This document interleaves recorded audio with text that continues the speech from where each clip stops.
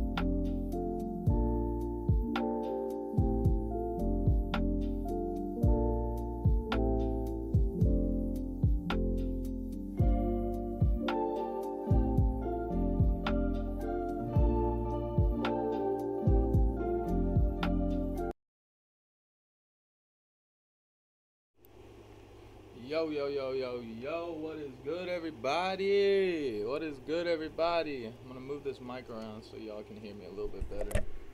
I know we haven't been live for a while, so I appreciate anybody that stops by today. First stream of the new year, baby. First stream of the new year. We got a lot to talk about. I got a lot of good stuff that I want to bring up myself. A couple good things in the works, along with we're going to talk about the Colts picks. Going to talk about a few other things going on this year. We're going to talk a little bit about draft picks. We're going to hit a little bit on the coaching staff. We're going to hit about we'll talk about the season a little bit. I think we got a really good schedule. We don't play hardly any night games this year, which kind of stinks, but it's good for me. I work night shift right now, so about to transition into a new job, so that might get a little tough towards the end of the road, but I'm going to be there every step of the way. Training camp is right around the corner. You already know that every year I get so pumped about training camp. It's the first time we get to see our guys on the field. It's the first time we get to see all of our new blue guys, all the new rookies coming in. We're going to hit on a few things from last year, a few things that's a little bit of what's going on with the gambling stuff with Isaiah. My love goes out to him. My heart goes out to him. Hopefully the NFL takes it easy on him. Hopefully he's only suspended for a year, but they're talking about indefinitely and all this other crazy nonsense. I'm really hoping that it gets a little bit better, but we'll see. I'm gonna turn this mic up too, with me facing this way and facing you guys. But new setup, obviously, new setup. First thing that's new, along personal with myself. Let's hit on a few things about what's going on in my life, so you guys kind of know why I kind of take a break on the podcasting for a bit, why I kind of didn't start podcasting as much as I was in the beginning of last season. Last season was tough. I don't know where else I can say about it. Matt Ryan did everything that he could in his power. Frank Reich, obviously we moved on from him. I liked Frank Reich personally. He was a great head coach, but he just wasn't right for the new route we were needing to take as Indianapolis as a whole, as a heart for bleeding blue. And I get it. He just was too, I want to say old school coached, but there's some things you got to do with this new wave of the NFL that we just weren't doing and we weren't utilizing correctly. Now, we didn't really have exactly the right powers to be doing that either at the time, with Matt Ryan at quarterback, trying to fill in with Sam Ellinger, trying to, work magic in any way that we could. We had a couple of key injuries last year, kind of really tanked us down. Shaq Leonard wasn't really exactly fully healthy. We're gonna see a lot of new things this year. I got a lot of optimistic things. The first thing is obviously the heads inside the organization of the Indianapolis Colts. They don't really think we're going to have the best year, or they don't think the fans are thinking that we're going to have the best year, because we have the lowest selling season ticket prices right now in the market. So if you guys are trying to go watch any football, this is going to be your year to go watch the Colts. Tickets are the lowest they have ever been. We're literally, I don't think we're the lowest, but I think we're the second lowest selling tickets this year. We're not going to hit on anything else really that's happened around the NFL, as far as like Aaron Rodgers and the Detroit Lions gambling situation. We're not going to touch on any of those. I might touch on the Lions a little bit just to kind of explain Isaiah Rodgers' situation a little bit more. But there's a lot of good things that we're going to need to talk about today. Probably be live for 30 minutes or so. I might go a little longer than that. You guys don't obviously have to stick around. The live will be posted and will be uploaded after. So if you guys want to check any key points, check me. I love being checked. I want someone in the comments. I had a guy on Twitter. I posted about how I thought Josh Downs was going to overtake Paris Campbell this year, and I had one reply from a gentleman, another fellow Colts fan. I love the banter. He said Paris Campbell's already gone, man. I was like, oh, well, sure as heck. I got on Google. I looked it up. Looked at Colts.com. We have shipped him out. He's playing for the Giants now. If he makes the roster cut, who knows? I'm assuming that since we moved him and they wanted him, he'll probably make the roster cut in New York with the Giants. But I think that was a strong move, because I do think Josh Downs would have overtaken him by the end of the year anyway, regardless of if Paris Campbell was on the team or not. But we're gonna start on the few key points of we're gonna hit off with the draft first, obviously. Man, I don't think the Colts could have been any happier with what happened. Obviously, we didn't really want Bryce Young. I mean, obviously he's a great quarterback. Was great at Alabama. He did amazing things. But I just didn't think he was right for our organization. He was really small. He's a really tiny guy. We don't run a Kyler Murray based style offense. I mean, you guys kind of seen last year with the Kyler Murray situation. The Cardinals were kind of hurting. I mean, yes, they had a pretty decent year, but I mean, it really starts at the quarterback position. And with how much issues the Colts have had over the past prior years, Phillip Rivers, Matt Ryan, Carson Wentz, we just haven't had that love. And I think Reich was trying to do everything within his power to find us not an elite quarterback, but a quarterback that was like middle of the water, top 20, top 15, to see if like we could just make it with him. In my opinion, you got to have a top 10 quarterback to be a competitor in the NFL. If you don't have a top 10 quarterback in the NFL, you're not going to be a competitor. Now, saying that, I don't think Anthony Richardson's going to be a top 10 quarterback right out the get-go at the gates at Indianapolis. No, I don't. But with his athleticism, his physical specimen side of things, we're in the right way. We're in the right way. All these athletic quarterbacks flooding into the NFL now. I mean, the dude can straight up windmill, tomahawk, freaking dunk on the court. I mean, and he can literally poke it on people too. So his athletic side is there. He's a very tall quarterback, very built quarterback, comes from a great family, comes from a great background, very genuine, very open, very characteristical guy when he's talking with the media. I've been watching online. Love you, Colts.com. I love you, Indianapolis Colts on YouTube. Thank you guys for posting all the shorts that you do. The Zaire Franklin post a couple months ago, that was amazing. I love all the intimate things they do to make their fans feel like they know the players that much more, and they get that much closer with the players. So let's stop hitting around the bush. We're going to lead right into it. So obviously, the Colts this year, we had the 4th overall pick. When you have the 4th overall pick and 2 quarterbacks go 1 and 2, I mean, in Indy's mind, I think they were already like super excited. They were already licking their chops. And since I think it was the Panthers, I think they traded up again to take the 3rd pick. And once that happened, we knew that we were set. They knew once they seen that trade on the board, which I'm sure that team that had the 3rd pick that traded down, I'm sure they were trying to get us to overpay for that 3rd pick, thinking that, one of these other teams that need a quarterback are going to come up and take him. One of these other teams, blah, blah, blah. Well, they were wanting too much out of that 3rd overall pick, obviously. Who knows what was said between GMs and things of that nature, but I will say with the new additions of the players and the new staff members, we're on the up and up. Will it be a rocky start? It'll probably be a rocky start this year, but I think more towards the end of the year, we're going to start getting our tread going, we're going to start getting our water, we're going to get that wind turbine kicking, and you're going to start seeing things from the Indianapolis Colts that you've never seen before. Shane Steichen's going to bring in a lot of that Philly mindset with Jalen Hurts and what they did with him. I just think it's going to be a really astounding year. So, with us having the 4th pick and the top two tier rated quarterbacks, I mean, I think if Anthony Richardson would have had more playtime in Florida, his draft stock would have just been through the roof, and we wouldn't have even had a chance with him, to be honest with you. So, am I happy that he didn't play that much at Florida? I am happy that he didn't play that much at Florida, because I think if everybody in the NFL would have seen this kid's true talent and seen how raw and how much better he's already so good and how raw he is, imagine with that training, with those individual coaches, with those individual workouts, with that NFL mindset around him, how much better the guy's just going to get. He's literally like a raw lump of clay that I think is going to be formed into one of the most. I could see him be in the next 2 to 4 years.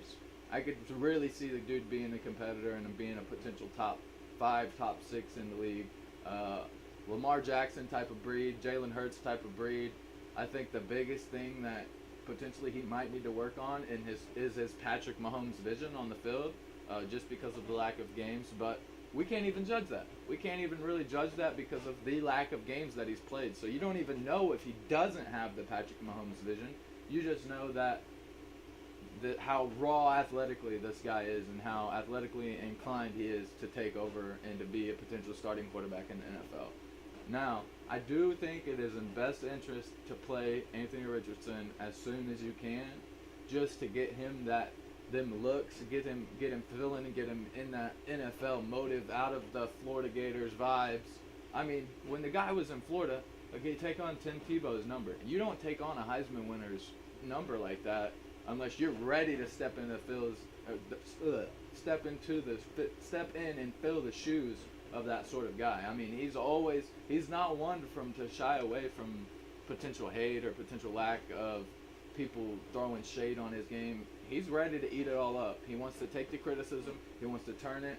And the biggest thing that I've heard from the Colts, internally from the Colts on Colts.com and from their YouTube posts, from Kent Sterling, from JJ Stankovich and his posts, there's just so much raw stuff. And whenever he has a mess up, you're not seeing him make the same mistake twice. And that's one of the biggest things. I'm sure down the road you're going to see in regular season games, you might see a similar mess up here and there because, it's a dude's rookie year and he's obviously not, it's going to be a little bit rocky. I mean, the head office thinks it's going to be rocky. That's why we have low season ticket prices, the lowest in the NFL, one of the lowest in the NFL. So like I was saying, if you're trying to go watch a Colts game, this is the year to do it. You have the Peyton Manning dynasty gone. You have the Andrew Luck dynasty gone. No more Ty. No more. Can't think of tight end.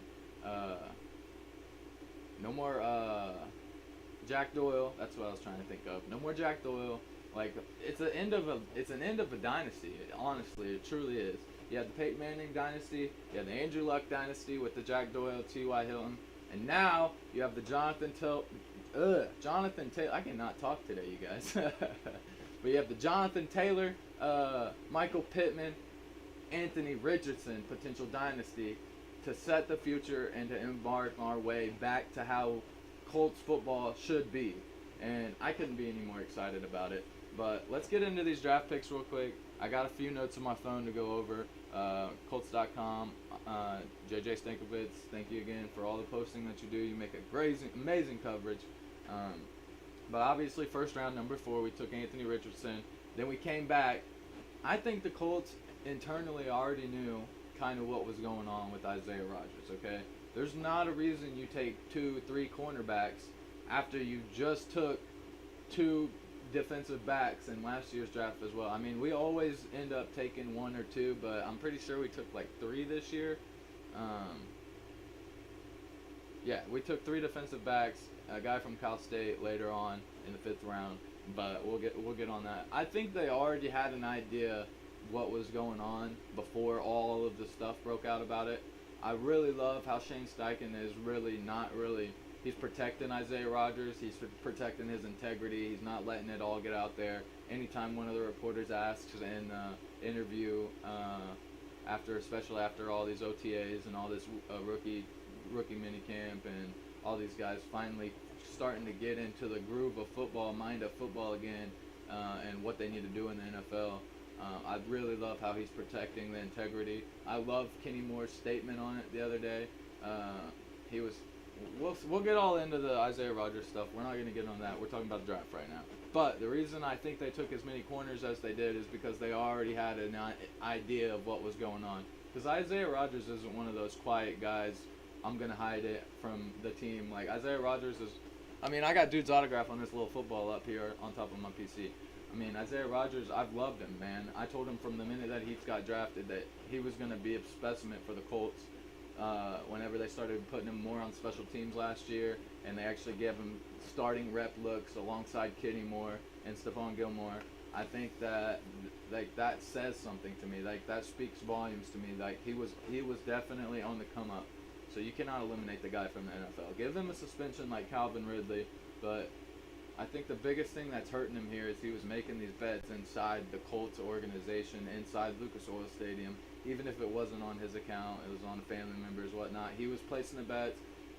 and then they do the location check whenever you place a bet, and it was pinging him right inside Lucas Oil Stadium. So I think that's probably, and he was betting on the games he was playing in. Now, he was betting for his team, but in the, like how everybody's saying, how all the analysts are saying, it affects the integrity of the league. It truly does in some sort of way. I honestly do believe it does as well. But the way he was making these bets, it's not like he was going out to make these bets to sabotage his team. It's not like he was slacking on plays. I mean, the dude was betting on his team to win. They were underdogs all season long. And I feel like he was doing it in a way to, like, almost inspire the team. Like, some of the guys that he know aren't going to go snitch on him. He was like, yo, bro, like, check it out. Like, I'm riding on us, bro. I think I'm all in for us this year. I'm even betting my own fucking paycheck for us to win. Like, that's how much I think we can win. And obviously, it didn't help a whole lot finishing 5-12 or whatever that we did, 5-13 or something. Finishing out like that, obviously, you're not going to win too many bets if you're betting on your own team to win. And I don't know. I don't think it's. I think the worst part of it is he was betting on the games he was playing in and where he was placing the bets at. I don't think the dude should be entirely. It's not like he was out there Paul wrecking crewing it. It's not like he was going out and selling in the game. He was going out there to his full potential and playing his full potential every play.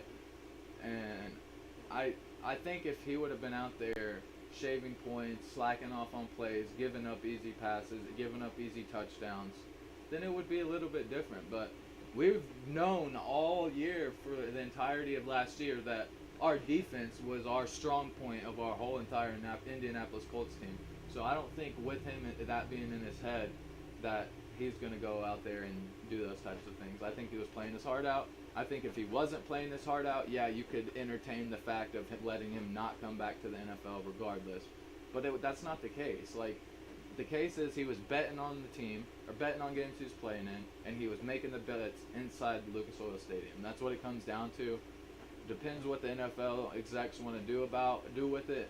I think suspending him for a year, I mean, maybe even 2, because Calvin Ridley was suspended a whole year and he wasn't in the building making bets, but he was making bets on the games he shouldn't have been making bets on, and that's what ultimately got him suspended for a year. So I think a similar trade, similar timeline of that. Credit to the Pat McAfee show also giving me some insight on what's going on with the gambling, what they heard. I mean, they knew who it was before anything came out about him, just because they were.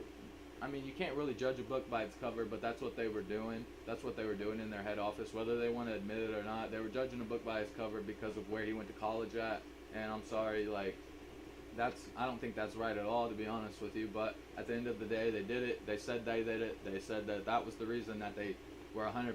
They thought it was Isaiah Rodgers. They said they didn't have any concrete information, but I just didn't think that was very right. I think that kind of hurt the stock a little bit as well, and the integrity of Isaiah Rodgers as far as trying to guard it and as well. But I get it. They're basically reporters. They're doing their job. They were on podcasts. I understand all that, but I didn't like that. But anyway, moving on from that, we took cornerback Julius Brents, Indianapolis home native, at pick number 44 in the second round. Cornerback from Kansas State. Like I said, dude grew up his whole life in Indianapolis. I forget exactly which high school he played for, but it was like Josh Downs was saying.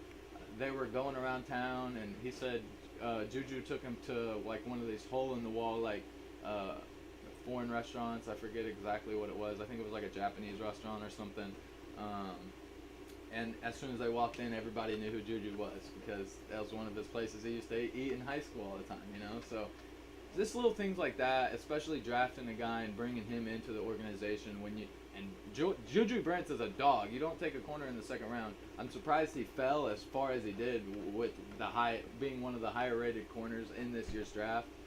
But he fell to us, and I'm sure Ballard was licking his lips whenever, like, he already got the quarterback that he wanted, the athletic specimen that everybody was crazy about. I mean, obviously he's going to be polished up, but Anthony Richardson, in my eyes, is going to be potentially one of the best quarterbacks in the NFL within the next 5 years. Mark my words, put it down now, put it in the back of your hat, tuck it under there, because I'm telling you, it's probably going to happen. The dude is too athletic and too driven and too genuine to not be one of the best stars after he gets some molding from athletic trainers and from coaching staff members, especially with what Shane Steichen has in store. And man, I can't wait to see what Shane has in store. That's why I can't wait for training camp, because I'm all ready to see what they're not going to show it all, but I just want to see what that dude's going to do and how he's moving into certain plays, just the basic plays that they already have set up. And I already know he's going to be explosive. It's going to be crazy. But Anthony Richardson, Juju Brents, and then you got Reggie Wayne, the one guy that Reggie Wayne was overly hype about. You got Josh Downs coming in, third round pick, 79 overall from North Carolina. He was catching passes from one of the better quarterbacks in the league. I can't think of his name off the top of my head right now. I'm gonna get roasted for it later. I guarantee as soon as I take the podcast down, I'm gonna be like, oh my gosh, bro. But anyway, Josh Downs, one of the best slot receivers that was at North Carolina. Small, fast, great hands. He's gonna be a great receiver for the Colts. That was my guy that I thought was gonna take Paris Campbell's job by the end of the year. Like, no offense, Paris, but man, you've been with us for a long time, and the injury-riddled seasons, and last season was should have been your coming out party, and Alec Pierce outdid you. Alec Pierce outdid you. Rookie from Cincinnati, white boy, outdid you. So, and when we drafted Josh Downs, I just knew Paris Campbell was on the way out the door. I called it. I said it. I didn't know he was going to get traded as soon as he did. I thought we would hold him on to at least till towards the end of the trade deadline, or maybe release him at the end of the year if nobody wanted him. I really didn't think they were going to get love for Paris, to be honest, but obviously they found someone in the New York Giants who gave him some love for Paris Campbell, which was pretty cool. You got fourth round offensive lineman Blake Freeland out of BYU. I do think offensive tackle. I do think that that was a really good pick. Whenever they got to that pick, they were like, yes, we need that. With Eric Fisher issues and similar things along that nature, we obviously had issues on the front line protecting Matt Ryan. Now we got a quarterback that can scramble, though, so our offensive line doesn't need to be as strong as we need it to be. But Braden Smith, Quentin Nelson, Ryan Kelly, and now Blake Freeland, and we drafted old boy last year. I can't think of his name, but we drafted him pretty high. I think he's going to start being the offensive lineman that we truly needed him to be. What is his name, bro? It's gonna kill me. It's gonna kill me. It's gonna kill me. I gotta look. Offensive lineman.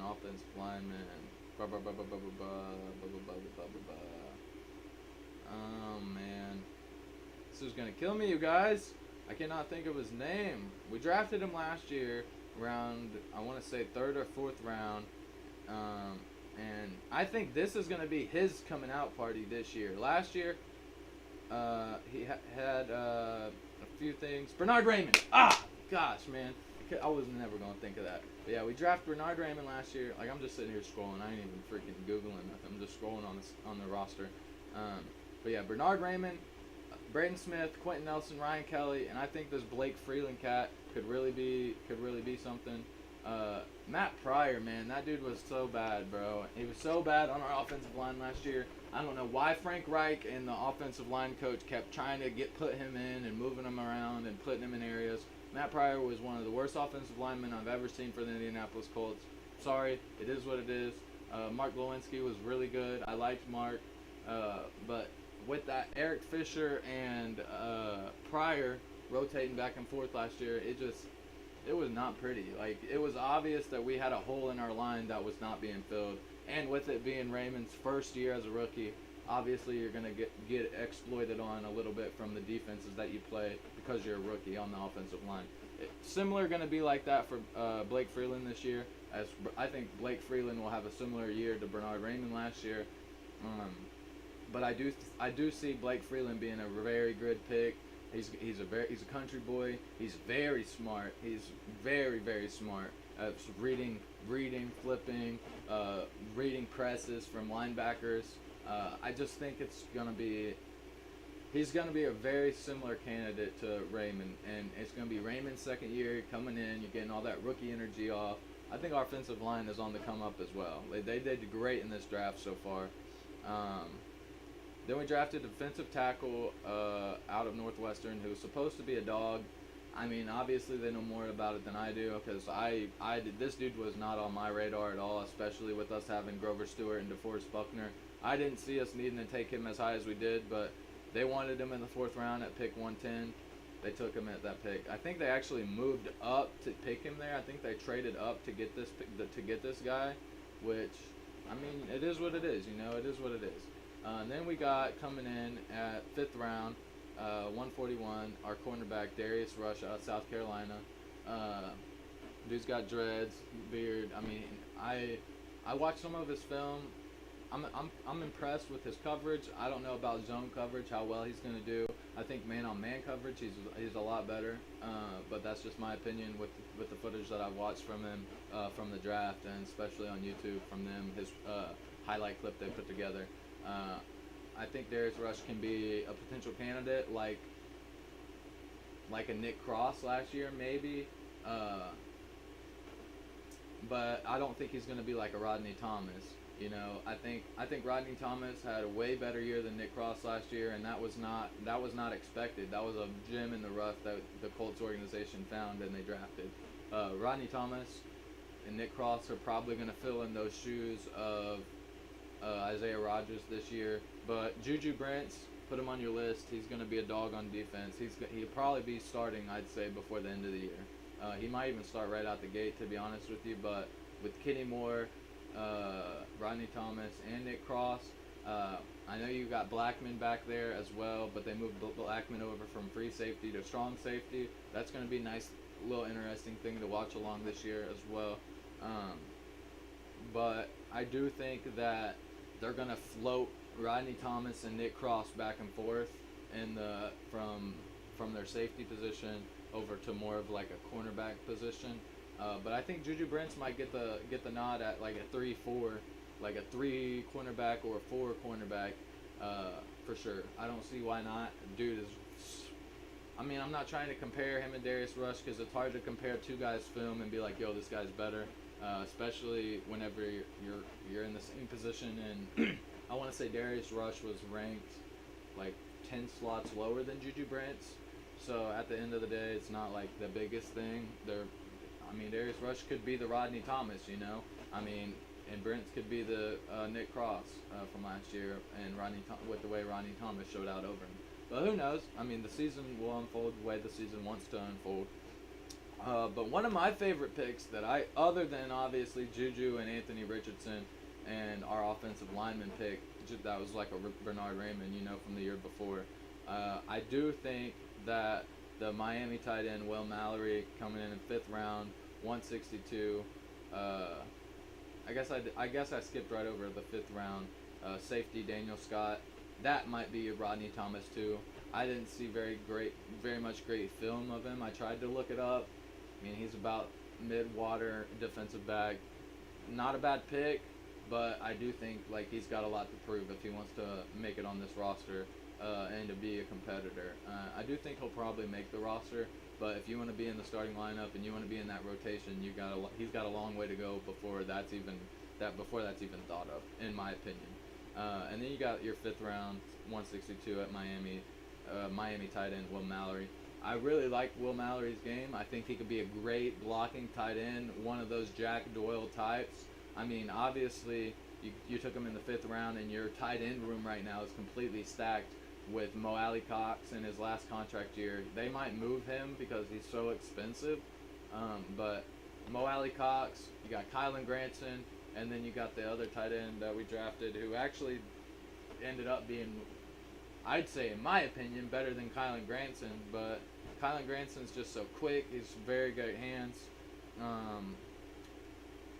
What is his name, bro? What is his name? He's gonna kill me. Oh, it's gonna kill me, bro! Oh man, I can't think of his name right now. He was a third stringer, rookie last year. Man, what is this dude's name? Oh yeah, Will Fries had a really good year on the offensive line last year too. I didn't even bring him up. Will Fries had a great year. Made the roster cut. First time that he's made it, I think, off the practice squad last year. Had a great year. He did good things on the line. But man, what is this one tight end's name? This is literally gonna kill me, man. Oh man. Rookie we drafted last year. I cannot think. Jelani Woods, bro. Man, I cannot think of that for some reason to save my life. But yeah, Jelani Woods. Uh, his RAS score was crazy. It's kind of like Anthony Richardson. RAS score was crazy. Athletic ability is insane. But I think that you can get rid of Mo Alley to kind of free up that space. I mean, Mo Alley hasn't been great, but he's way too expensive for what we're trying to do right now. I think that he'll make a great home somewhere else. I think he's a great player. He's definitely starting tight end material or a flex second tight end if you're running a double tight end offense. I think Mo Alley would be great for that scheme. But as far as those kind of things go, I do think where you got Jelani Woods and a Kylan Granson, and you just drafted a great blocking tight end in Will Mallory.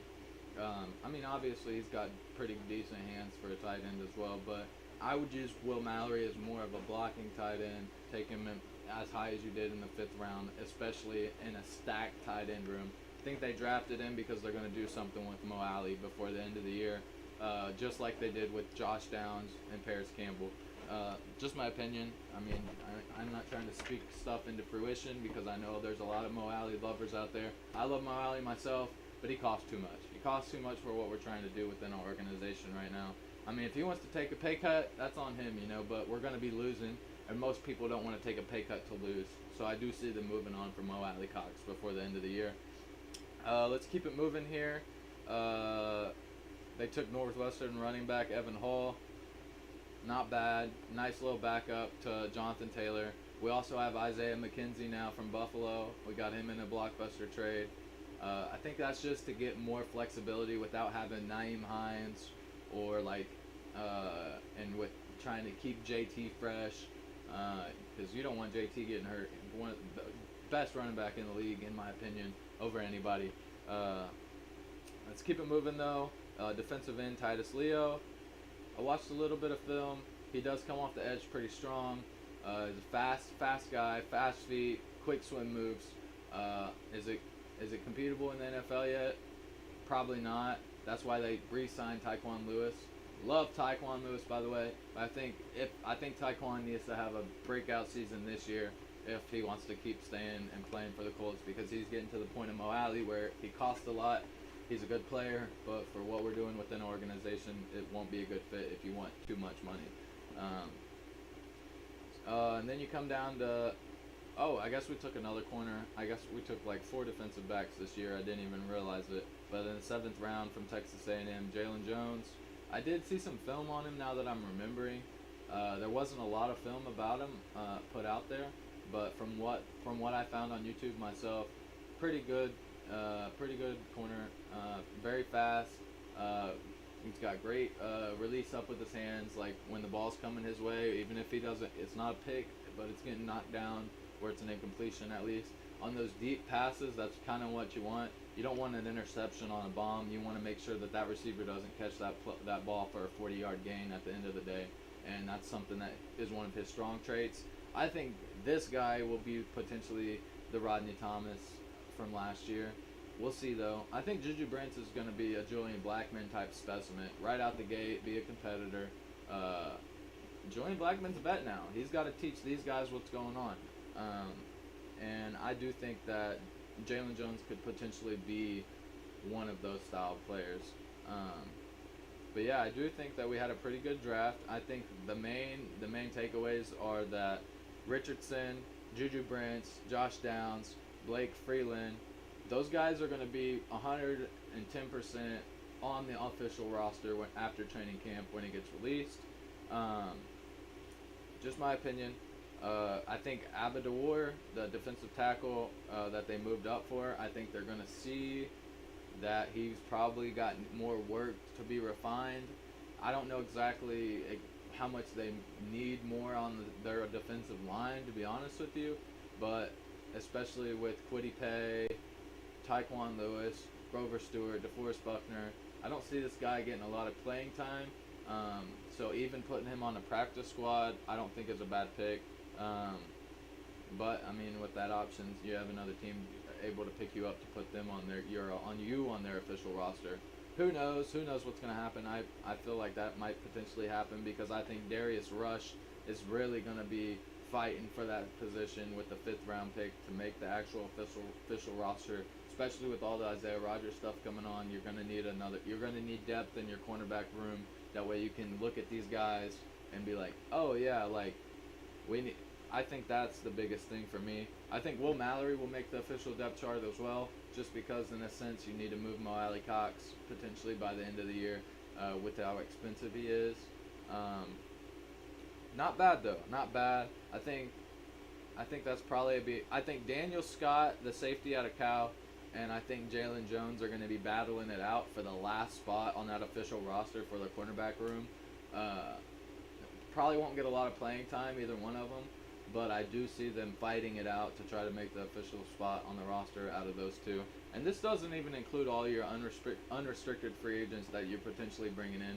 I mean, we don't have a lot of money for that kind of stuff, but I do think that those are going to be your rookies that are going to be kind of battling it out to make it on the official depth chart line.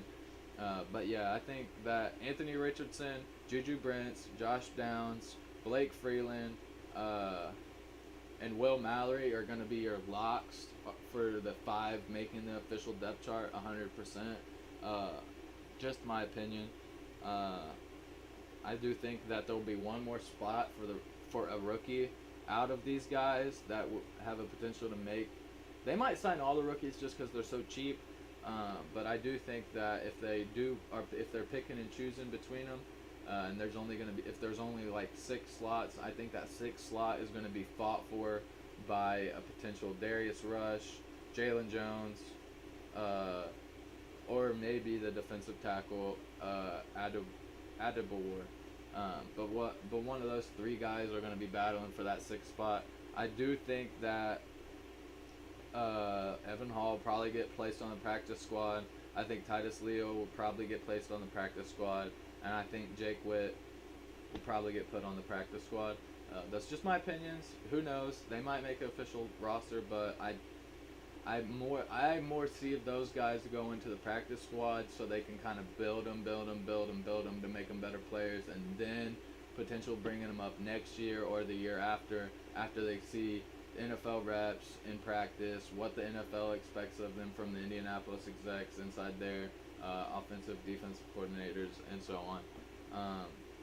So after the draft, we're gonna move on. We're gonna talk a little bit on the Isaiah Rodgers situation. Isaiah Rodgers issued an apology. I mean, he's owning up to his actions, and Shane Steichen is protecting the integrity of him. So they're hoping that he will be able to come back to the NFL. I don't see anybody like, yo, we don't want you back on the team, blah, blah, blah, blah, yada, blah, and exposing him. I don't see any of that happening. But I do think that it's going to be a long road ahead of him as far as these investigations go on from the NFL and all these allegations. But the biggest things to hit on about the Isaiah Rodgers gambling things and the suspension and all that is going to be that he was inside Lucas Oil when he was making the bets, and on top of that, he was making bets on games he was playing in.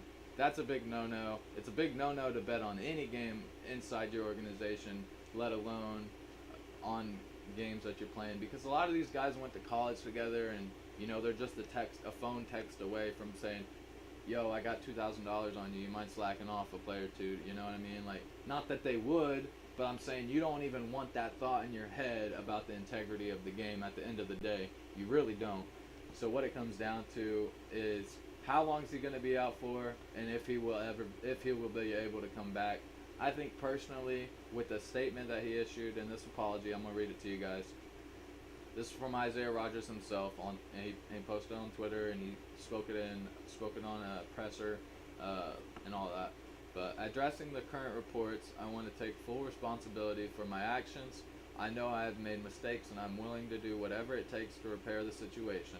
The last thing I ever wanted to do was to be a distraction to the Colts organization, my coaches, and my teammates. I've let people down that I care about. I made an error in judgment, and I'm going to work hard to make sure that those mistakes are rectified through this process. It's an honor to play in the NFL, and I've never taken that lightly. I'm very sorry for all of this. Like I said, the dude is remorseful. He owned up to his actions. He knows it wasn't right. Suspend him, dude. Let him come back to the NFL.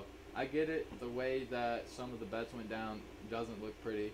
but he's not. He wasn't out there Paul wrecking crewing it. I think that the NFL investigators, before they just jump to a conclusion, I think they should go back, watch every snap that he played in the regular season, and go off of that. Now, if you see something in the film that I'm not seeing, cool.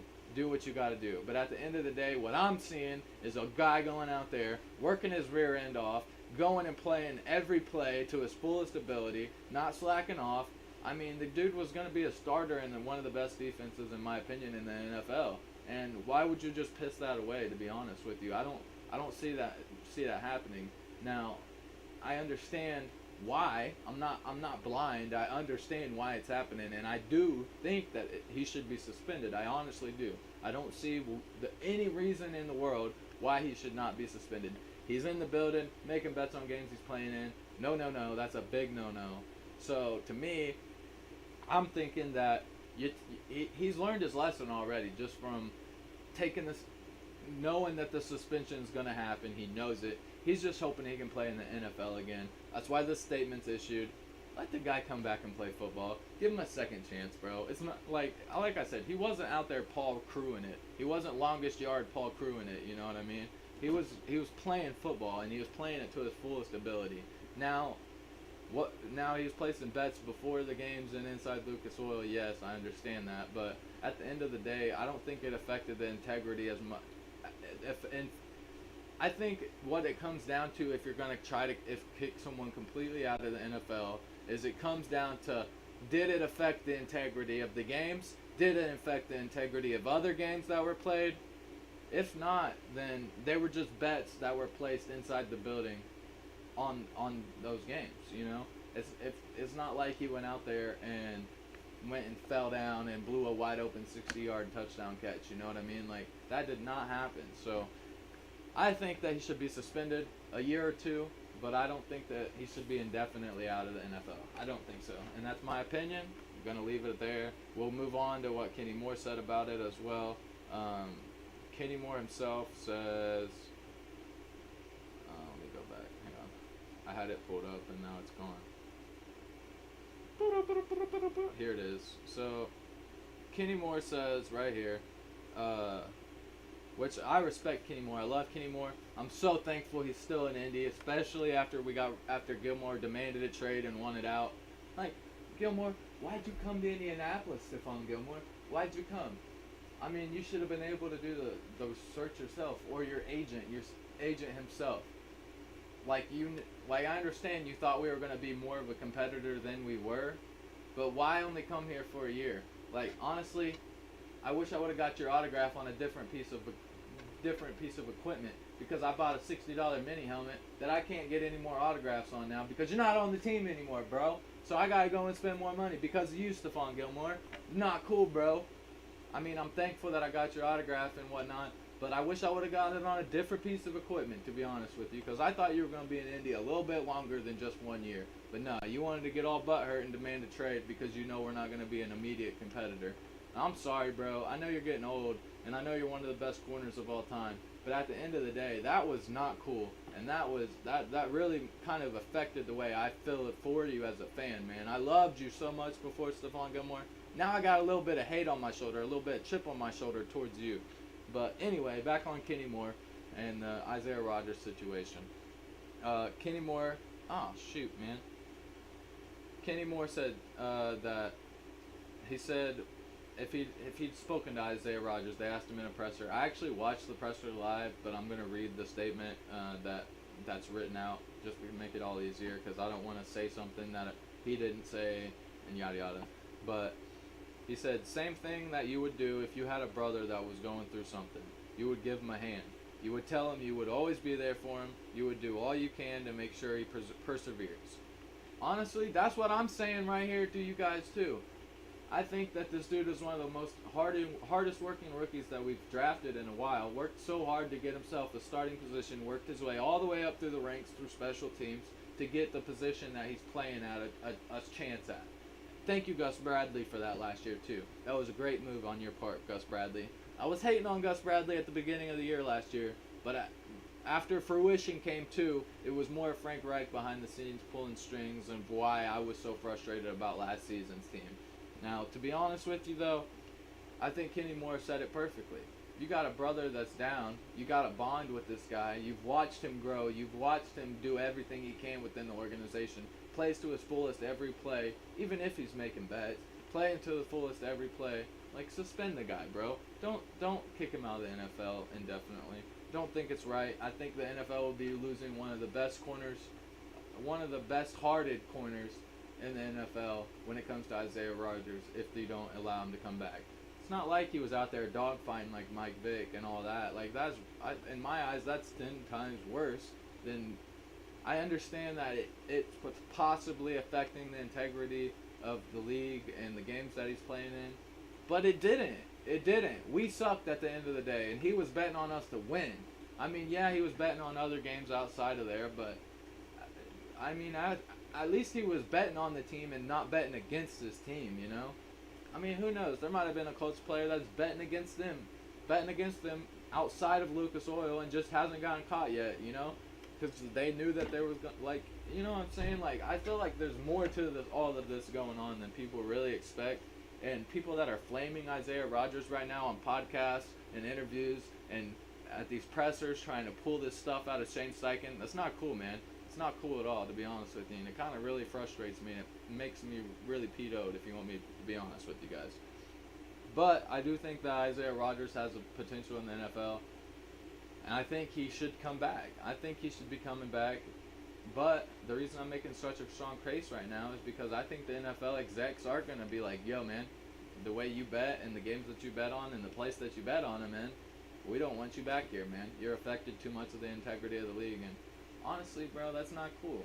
That would not be good. That would honestly make me hate the NFL a bit more than I mean, I love the NFL right now, so I guess I can't say I hate them right now, but that would start shifting my chip on my shoulder towards the NFL execs, and I probably wouldn't be as big of a fan of them as I am right now if that was to happen.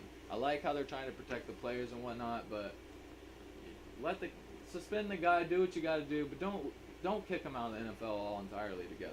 Like, I think that's crazy to me if you do that, to be honest. But moving on, we've talked about the draft. We've talked about the Isaiah Rodgers gambling thing.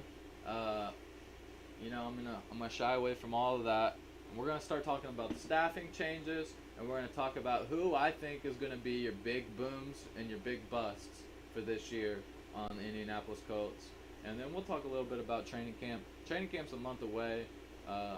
We can talk about training camp right now, actually, because there's not much to really talk about it. It's a month away. The official dates haven't came out yet. Last year it was July 27th. If they do it on July 27th again, we're about a month and a week and a half away or so out.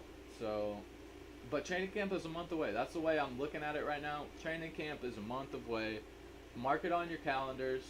Training camp is a month away. You're going to want to be there because you're going to want to see these new rookies because it's going to be the next dynasty era.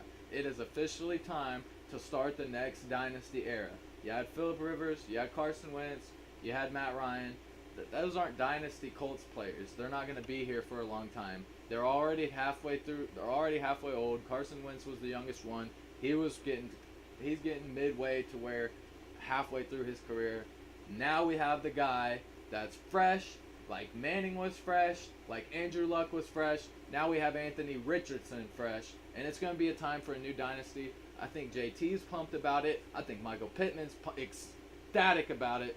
And I think Alec Pierce would be a little bit more excited if he wasn't only in his second year, because with him being a rookie last year going into his second year. I'm sure that he's got some worries because he knows how it is for a rookie. But we're starting to get some vets. Now, once we polish up Richardson, I know we have Gardner Minshew, but at the end of the day, I think he's just kind of like a Band-Aid. He's like one of those Band-Aid quarterbacks. I love him. He's super genuine. He's got a super smart noggin on him. But at the end of the day, like, I don't see him being a top 15, top 10 competitor in the NFL. I never see Gardner Minshew being that guy. I do think he's going to be a top 20 type of guy, but top 15, top 10 style quarterback, it's not going to happen. And I think Anthony Richardson could be that guy. He's just going to need some form. He's going to need some forming. He's going to need some work done. He's going to need some polishing up. to get his craft right. I think he's got a stellar arm, Anthony Richardson. I think he's got stellar athletic ability. He's fast. He's strong. He can jump high. He can see over the offensive line. There's just too many good things. The one thing that I think that is going to be the polishing up side of things is going to be his Patrick Mahomes vision on the field. That's what we're going to need to work on with him. I think that his footwork has already came a long way from him dropping back and passing. Just from that was step one with Shane Steichen and getting him to where he needs to be for an NFL-style quarterback. And I do think that in training camp, everybody's going to see it, man. Everybody's going to see it. I'm telling you right now, you should check out training camp this year. It's going to start in a month up in Westfield. It's going to be a great time. I go every year. I try to go at least 4 or 5 times. I wish I could go every day, but everybody has jobs. I got to have money. I got to have a way to pay for these things. If I could be a reporter for the Colts, that would be the best job of their life. I envy J.J. Stankovitz and Kit Sterling. But, man, I'm excited. I can't wait. I'm ready to see exactly what's going to happen with it, what turns out from this year, especially with training camp right around the corner. I've been waiting to podcast all year, so I'm first one officially, baby. Probably won't do another podcast until training camp starts, so probably a month from now I'll probably do another one after I go and check it out and let you guys know what I'm seeing, what I'm feeling, the kind of energy that I'm feeling. But yeah, Reggie Wayne was excited too about Josh Downs. That's why he said that he was his number 1 pick in the draft for a receiver. And honestly, the way his reaction was when he got that phone call and he got drafted, man, it gave me chills.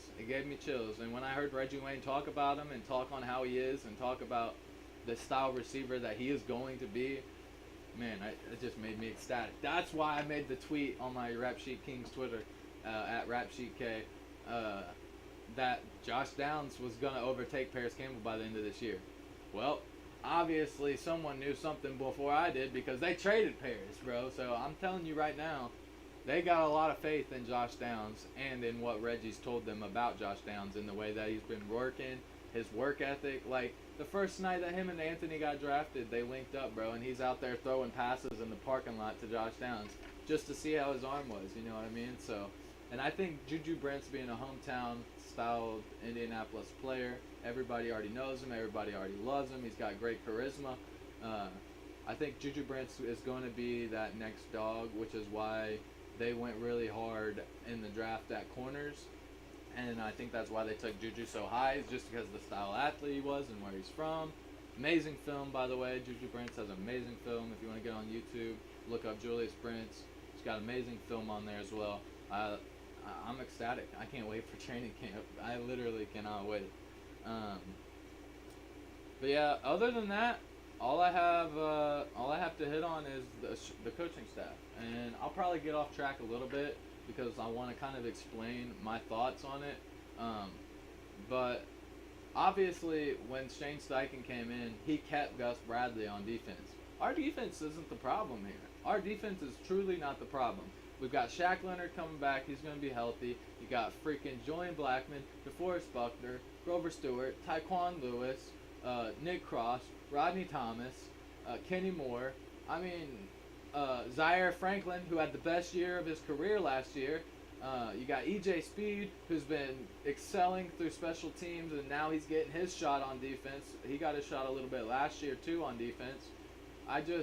It's gonna be great. It's gonna be a great year for our defense again. And our defense we have amazing defensive coaches. We have amazing defensive coordinator. We're doing it right. Our defense is doing it right. Now we got to get our offense doing it right. And Shane, that's where I think Shane's main focus is, especially being an offensive coordinator from the Eagles with Jalen Hurts.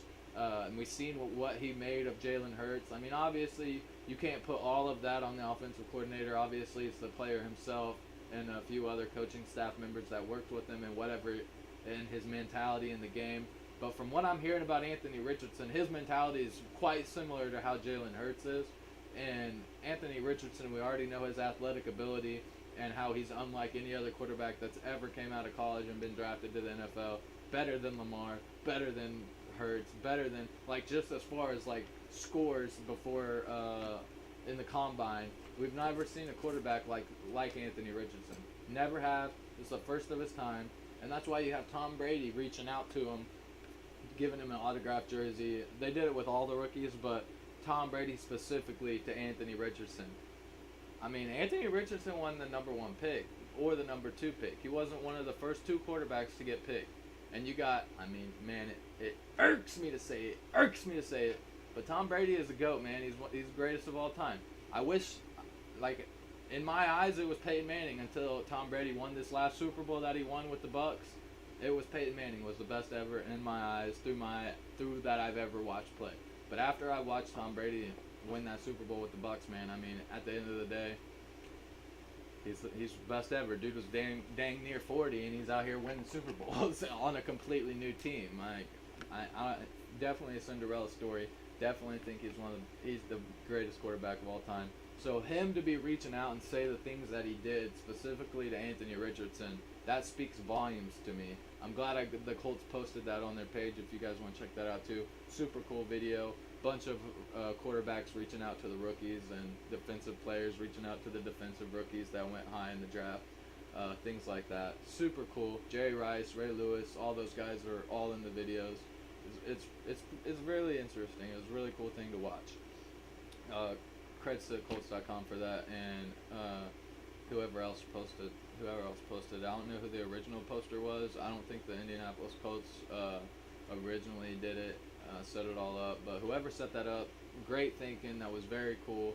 Kudos to you, and I am super appreciative. I got to check that video out. But yeah, new head coach and Shane Steichen, offensive coordinator out of Philly. You've seen how Jalen Hurts has been.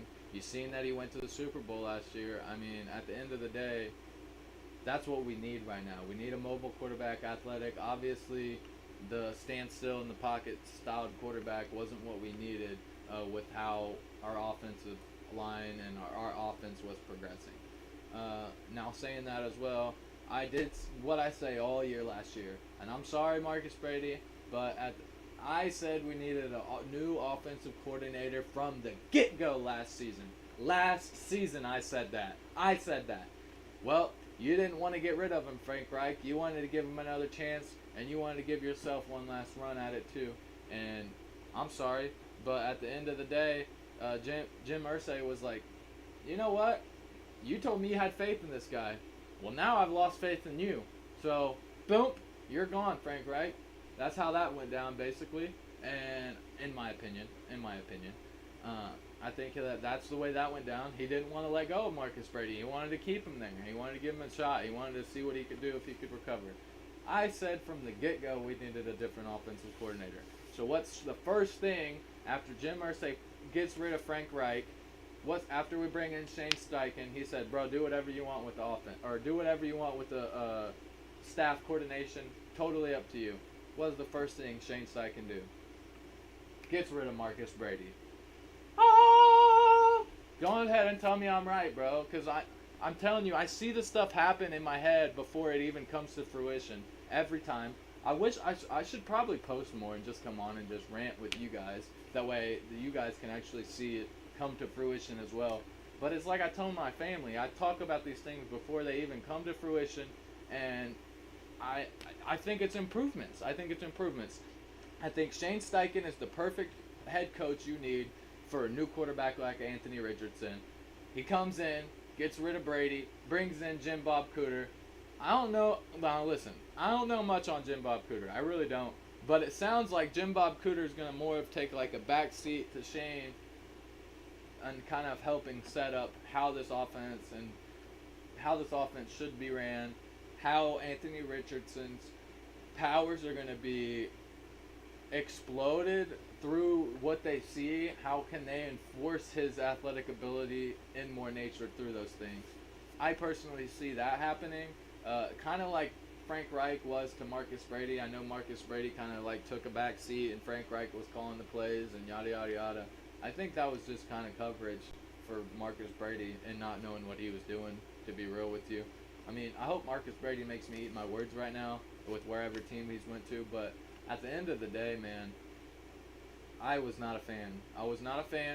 And by the end of the season, after I figured out how it was all going down and what Frank Reich was doing and how he was trying to like run the offense, like I wasn't a fan either. So when I seen them bring in Shane Steichen, I think that was probably one of the biggest roster moves for Jim Irsay and Chris Ballard. And you got to think, Chris Ballard's fighting for his GM position. Chris Ballard is my favorite GM in the whole league. So he ain't gonna take it lightly. He's gonna go out there and he's gonna put his job on the line. And he's like, I want Shane, fix this offense. And that's what he's doing, man. That's what he's doing. And I think that we're going to have great things yet to come this season. I don't see how it could get it any worse than last season. So, and now on top of that, you have rookies that you can watch grow up and get better through the dynasty and the Colts coaching staff. Like, we're known for building players, man. We are known for building players up, like, and making them to their best potential ability. Some of these teams, players go to them and they just get worse. I feel like, almost, to be honest. Some of these players get drafted. Some of these players get traded. They go to an NFL organization and they get worse, I feel like, honestly. Now, it doesn't happen all the time. It's the NFL. You're supposed to get better. But I have seen multiple scenarios where a guy gets traded or a guy gets drafted and he does not progress and he almost degresses, pretty much. That's not going to happen. That does not happen when you're in the Colts organization. We are starting a new dynasty. Like I said, season tickets are the lowest they've ever been. Go on to Colts.com. Get you a season ticket for this year. I think the most expensive game this year is the Pittsburgh Steelers. And, I mean, I'm sorry, but I don't even care about watching that game. But I know there's a lot of Steelers fans in Indiana, so it'll probably be one of our more high seller of a game. But none of our games are night games, except I think one right now. And we have two that are left to be determined, which I probably think they'll end up being night games because we only have one night game right now. All of our games are at 1 o'clock all season long. That's the last thing I'm going to get into before I tee off and jump off of this. We're going to talk about the Colts schedule real quick. I'm going to pull it up. We're not going to talk a whole lot about it, but we're going to talk a little bit about it, okay? We're going to talk a little bit about it. Alright, so we kick off the season against the Jaguars. Probably lose that game. Colts and Texans, we'll win that game. Colts and Ravens, probably lose that game. Colts and Rams, we'll probably, depends on how Matthew Stafford's playing and how Cooper Kupp's healthiness, how healthy he is. But I think we win that game. Colts and Titans, I think we can win that game. Colts and Jaguars, I think we win. I think we'll split with the Jaguars like we always do. We'll beat the Jaguars one time. I don't think it'll be the first game of the year. I think it'll be that second time that we play them because it's going to take time to get our offense going. Browns and Colts, we win that. Saints and Colts, we win that. Colts and Panthers, that's going to be a good game. Frank Reich matchup, new quarterback down there. It's going to be interesting to see what happens. No Christian McCaffrey, though. No more Christian McCaffrey at the Panthers. So I think that's a good chance we win that game. We want to win that game. Colts and Patriots, feel like we always lose to Belichick, so I'm going to mark it down a loss. Bucks and Colts, I think we're going to mark that down as a loss. I think we could win it, but I'm going to mark it down as a loss. Colts and Titans, probably loss. I think we'll lose the first one to the Titans as well. We'll win the second one. So the first one I said to win against the Titans, change that to an L. We're going to win this one after we play the Bucks because we're going to be coming off a loss. We're going to be hungry for a win again. Then we play the Bengals. I think we lose against the Bengals. We play the Steelers. I think we beat the Steelers. Falcons. I think we beat the Falcons. Raiders. We'll mark it down as a loss. The Raiders tickets and the Steelers tickets are the most two expensive home game tickets, I think. And that's because Devontae Adams is coming to town. We could win that home game, to be honest with you. They're really not that scary of a team. I think we could beat the Raiders, to be honest, but we'll see how we're going. And then I think we always split with the Texans too, but I think we beat the Texans 2 times this year, if you want me to be honest with you. I think we can beat Houston 2 times. And that's kind of how this year's going. Like I said, though, we only have one night game, and where is it at? Who is our night game?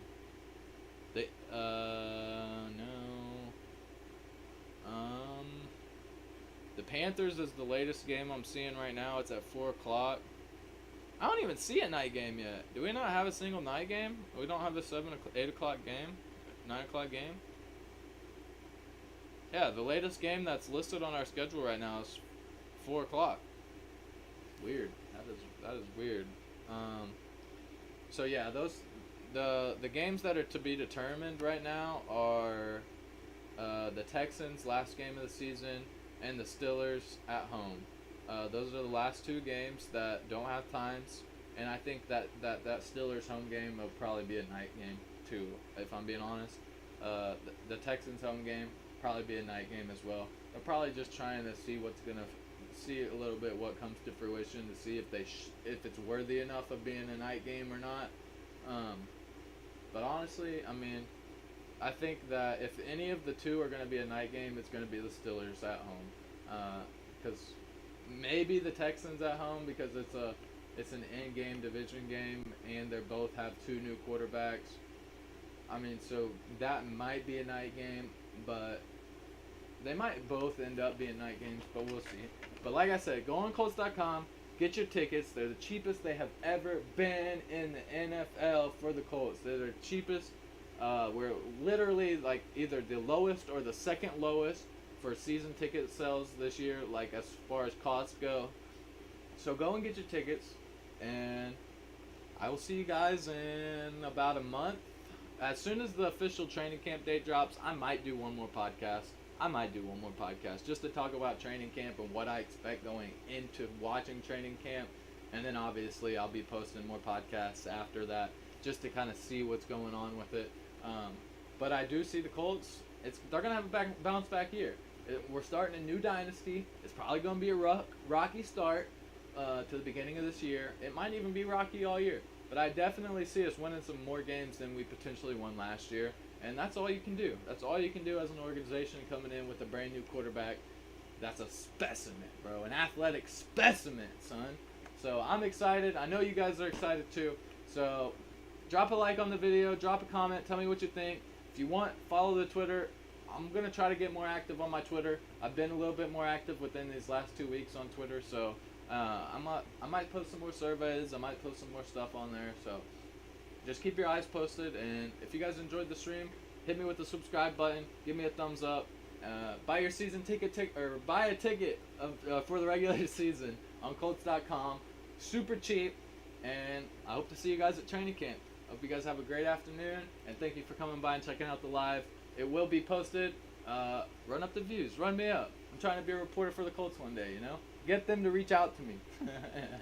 You guys have a great day though, and thank you for coming out and checking out the stream. Buy your tickets, and I'll see you at training camp, baby.